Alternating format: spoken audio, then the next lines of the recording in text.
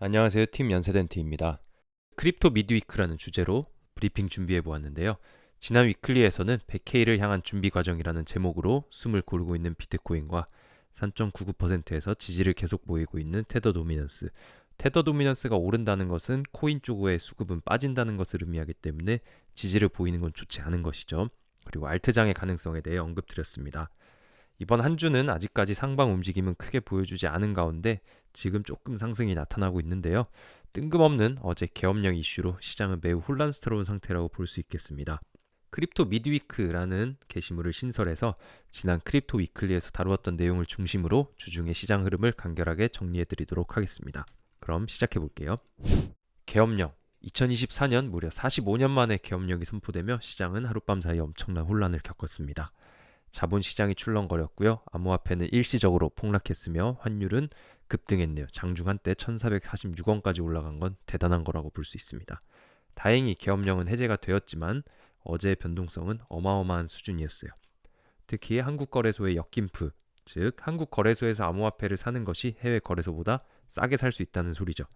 비트코인 기준으로 30%를 넘는 수준까지 내려갔을 만큼 엄청난 수준이었습니다. 거래소들의 접속 역시 원활하지 못했으며 현물 투자자들이라면 공포심 이외에 크게 손해는 없었을 거예요. 하지만 많은 선물 포지션들은 타격을 입기 쉬웠을 것이라 생각됩니다. 다시 한번 리스크 관리의 중요성을 느낀 사건이라 볼 수 있고요. 저희는 계엄령을 예측할 수는 없었지만 테더 도미넌스 분석 등을 통해서 월요일 조정 가능성을 좀 높게 본 상태였고, 디스코드 브리핑을 통해서 잔여 비중은 수익 실현하고 리스크 제거하고 홀딩하기를 권장드렸으며 현물은 분할 접근을 권장드린 상태였습니다. 네, 비트코인 차트 보도록 하겠습니다. 이번 주 전반적인 하락세를 보이면서 로어로우를 계속 만들어 나간 모습이고요. 주요 레벨로 설명드렸던 95.8K 이상으로는 올라와 준 것은 고무적입니다. 97.2K에서 98K 구간 굉장히 중요해 보이는데요. 밑에서 조금 더 자세히 살펴보도록 하겠습니다. 지난주 보였던 하락 채널은 계속해서 지지가 나타나며 SR 플립이 나타난 현상이고요. 약세 오더 블록이 두 가지 중첩되는 것이 있어요. 거기가 97.2K에서 98K 정도 구간이라 생각이 되고요.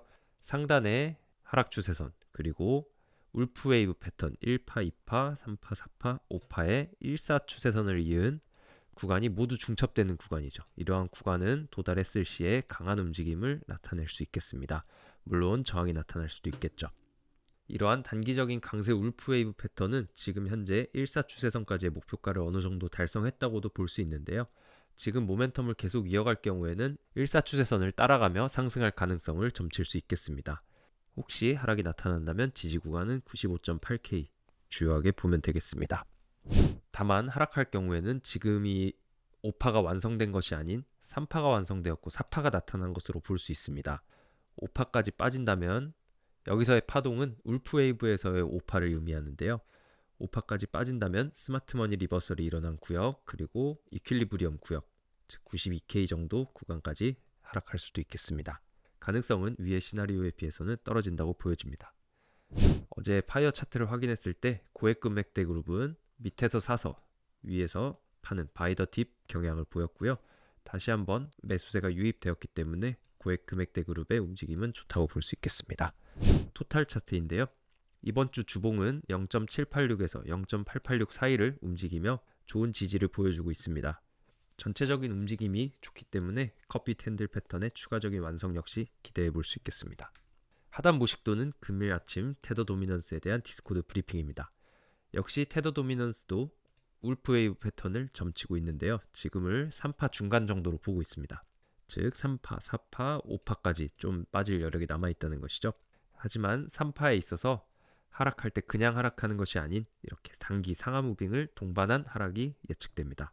따라서 선물은 길게 가져가기보다는 이런 하락 상승을 반복할 때 적절히 수익을 챙겨 나가는 것이 필요하겠고요. 현물은 조정 시마다 분할 매수 접근은 유효하겠습니다. 네, 주중 브리핑 요약도 적어두었으니 참고 부탁드립니다. 그럼 이번 주 투자도 화이팅입니다. 감사합니다.